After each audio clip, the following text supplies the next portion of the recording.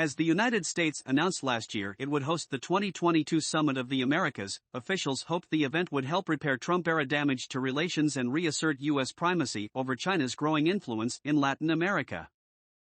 U.S. President Joe Biden faces a struggle as he prepares for a summit plagued by problems before it even begins in Los Angeles next week. Officials and analysts say that ideological disagreements over who to invite, skepticism about U.S. commitment to Latin America, and low expectations for major agreements on migration and economic cooperation have already tarnished the event.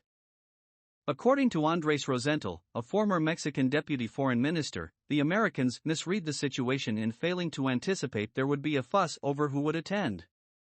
According to an anonymous U.S. official, preparations were messier than anticipated. Officials begin arriving on Monday, followed by lower-level events. On Wednesday, Vice President Joe Biden will open the first U.S.-hosted summit since 1994. Despite pressing concerns such as inflation, mass shootings, and the Ukraine conflict, Biden aims to re-engage with southern neighbors to forge a common vision after years of relative neglect under his America First predecessor, Donald Trump, who skipped the last summit in Lima in 2018. Those hopes have been tempered by wrangling over who will attend. As host, the United States can choose who it invites, but early plans indicated that U.S. antagonists Cuba, Venezuela, and Nicaragua would be excluded on the grounds they are undemocratic. That upset some leaders, including Mexico's leftist president Andrés Manuel López Obrador, who said he would not go unless all countries from the Americas were invited. Washington has ruled out Venezuela and Nicaragua attending. It remains unclear whether communist-ruled Cuba might be represented. Most regional leaders have signaled they will attend anyway, but the pushback suggests many Latin American countries are no longer willing to follow Washington's lead as unquestioningly as they were at times in the past. U.S. officials say the guest list ruckus will blow over, and that the summit will yield progress no matter who attends. With Biden under pressure over record numbers of migrants at the U.S. southern border, he is expected to seek commitments to curb those flows, especially from Mexico and Central America. Biden aides say they are working on an ambitious migration statement. But a major breakthrough appears unlikely. Some Central American leaders have chafed over U.S. demands that they tackle government corruption, seen as a driver of migration from Honduras, Guatemala, and El Salvador. A senior Biden administration official sought to downplay the centrality of migration to the summit, saying U.S. relations with Latin America were much broader, citing economics, climate policy and recovery from the COVID-19 pandemic.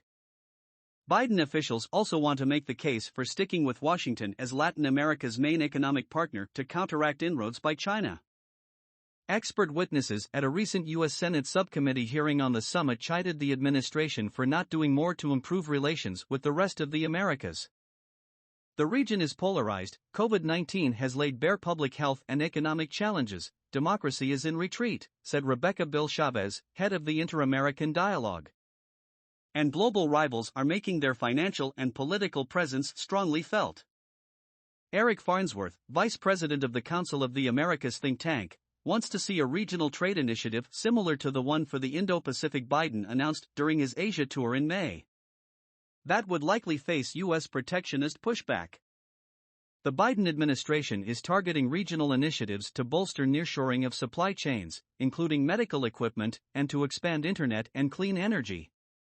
Running parallel is a U.S. drive to deepen regional supplies of oil and gas to dry up the cash flow used to fund the Kremlin's war on Ukraine, and to wean the West off Russian energy. Washington has so far registered little success in persuading Latin American producers to pump more crude. Friction may loom if Biden presses the cause of democratic freedom. U.S. officials have raised concerns about democratic backsliding in countries including Brazil, whose President Jair Bolsonaro is due to meet Biden for the first time. Caramoro, the former Brazilian ambassador to China and Malaysia, believes that Washington does not care as much about Latin America as it does about Asia. Asia is much more important because it is more closely linked with U.S. security and China containment, Caramoro said.